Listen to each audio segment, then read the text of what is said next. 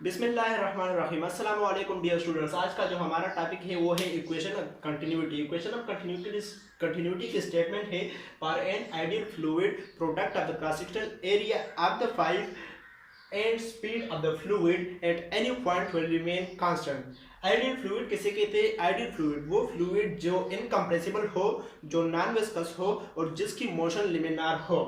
आज मैं डिराइवेशन करता हूँ इक्वेशन ऑफ कंटिन्यूटी में। एक पाइप लेता हूँ, फॉर एग्जाम्पल ये हमारे साथ एक पाइप है, इसका एक अपर हेड है, एक लोअर हेड है। अपर एंड में हमारे साथ है इसका cross sectional area A1, lower and में हमारे साथ क्रॉस सेक्शनल एरिया है A2। Velocity of the fluid at the upper and है हमारे साथ V1, velocity of the fluid at the lower and है हमारे साथ V2।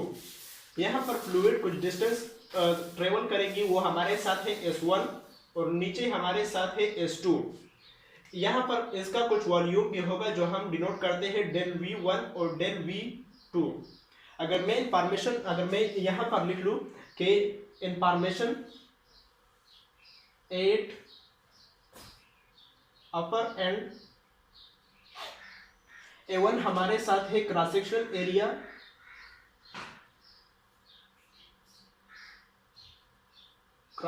एरिया, V1 हमारे साथ है स्पीड ऑफ द फ्लूइड और S1 हमारे साथ है distance travelled by the fluid. हमें पता है कि S is equal to VT।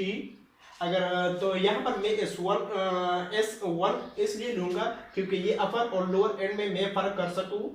तो S is equal to VT हमारे साथ बराबर है, तो मैं लिखता हूँ S1 is equal to V1 del T। Volume हमारे साथ बराबर होता है बेस मल्टीप्लाई बाय हाइट। अब अगर आप देख ले तो ये एक किस्म की एक सिलेंडर है।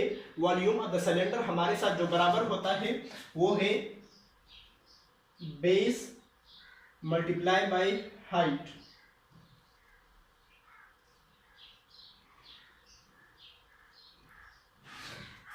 तो यहाँ पर मैं देख लूँ तो हमारे पास बेस है वो है A1 और हमारे साथ हाइट हमारे साथ गिवन है S1 में डिस्टेंस में। तो मैं लिख सकता हूँ कि वॉल्यूम हमारे साथ गिवन है A1 S1 की वैल्यू हमारे साथ है V1 डेल्टा T। तो मैं इसको यहाँ पर पुट कर लेता हूँ, तो वॉल्यूम हमारे साथ आ जाएगा A1 V1 del T।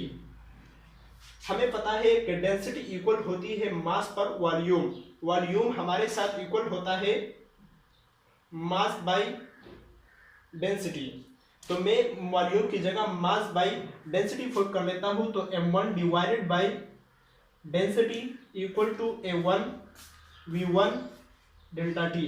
Density को मैं यहां पर लेके आऊं तो हमारे साथ हो जाता है M1 हमारे साथ बराबर होता है density A1 V1 del T।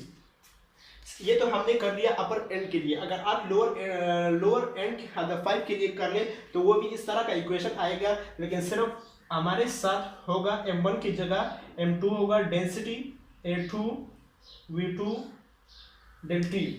अब इसके बाद करते हैं law conservation of mass. Law conservation of मास कहती है कि मास can neither be created not destroyed. जितना मास ऑफ द फ्लूइड इस पाइप के अंदर हुआ था उतना ही उससे बाहर आएगा।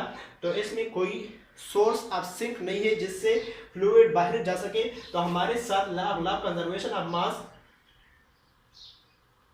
According to law of conservation of mass, M1 हमारे साथ बराबर होता है M2 का। तो M1 की वैल्यू है रो A1 V1 डेल T, रो A2 V2 डेल T। तो रो हमारे साथ कैंसिल होता है, डेल V भी कैंसिल। तो A1 V1 equal to A2 V2। या जनरली मैं इसको इस तरह भी लिख सकता हूं कि AV रिमेन कांस्टेंट। ये तो हुई हमारी पहली स्टेटमेंट कि AV इक्वल टू कांस्टेंट। अब है volume flow rate remain constant. तो हमारे साथ है AV रिमेन कांस्टेंट। स्पीड हमारे साथ बराबर होता है डिस्टेंस डिवाइडेड बाय टाइम। यहाँ पर हमने पढ़ लिया कि A S equal to volume. तो मैं यहाँ पर ए एस की जगह वॉल्यूम लिख सकता हूँ कि वॉल्यूम।